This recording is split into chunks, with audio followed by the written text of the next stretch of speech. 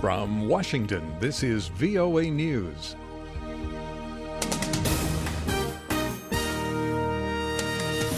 I'm David Forrest reporting not everyone is thrilled with President Barack Obama's meeting with Cuba's leader. The talks with Cuban President Raul Castro in Panama were strongly criticized by some Republican presidential hopefuls.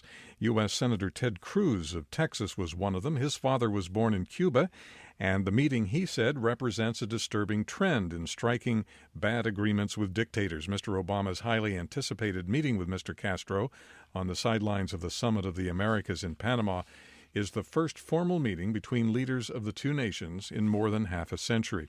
Republicans are also criticizing Mr. Obama's preliminary agreement on Iran's nuclear development program.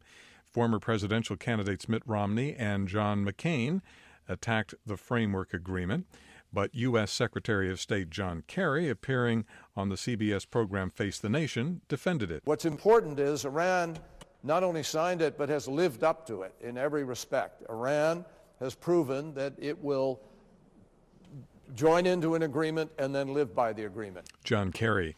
Voting in Nigeria's regional elections extended into Sunday in some parts of the country after irregularities were reported in several districts, particularly in Rivers State. Voters are electing 36 state governors, and 29 of those races are contested. Turnout appeared to be weaker than the recent presidential vote.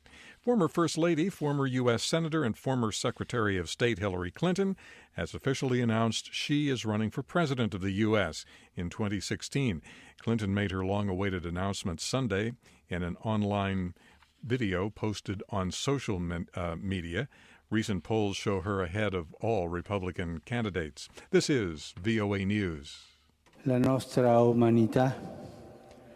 Turkey recalled its ambassador to the Vatican Sunday after Pope Francis marked the 100th anniversary of the mass killing of Armenians by calling it a genocide. The Turkish government said its envoy was returning home for consultations with government officials. The sound of an exploding transformer sounded like an armed attack on a Kenyan university early Sunday, causing a stampede that ended in the death of one student.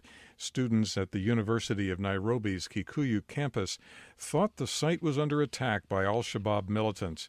Eddie Capera is one of the students. Students thought that again it was another attack from al-Shabaab, but the actual thing, it was a fire breakout.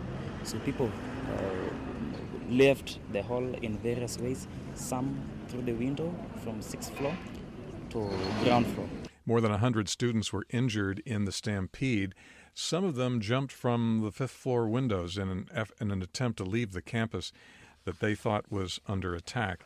Security forces are on alert in Bangladesh following the execution of a top Islamist leader. Mohammed Kamaruzzaman had been convicted of crimes against humanity for atrocities committed back in 1971 during the War of Independence from Pakistan. He was hanged Saturday night at the central jail in Dhaka. The Jamaat-e-Islami Party denounced the execution and is calling for a nationwide strike on Monday. The United Nations says civilian casualties from ground fighting in Afghanistan rose by 8% in the first 3 months of this year compared to the same period in 2014. Ayaz Gul takes a look. The UN assistance mission in Afghanistan says fighting between Afghan security forces and Taliban insurgents has caused 136 deaths and 385 wounded in the first quarter of 2015.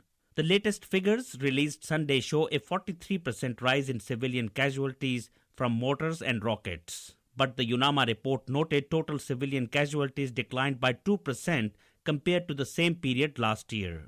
It says Taliban insurgents are responsible for 73% of the total civilian casualties, with government forces responsible for 14%. Ayaz Gul, Islamabad. South Korean and Libyan officials say unidentified gunmen attacked the South Korean embassy in Tripoli on Sunday. They say 2 local security guards were killed.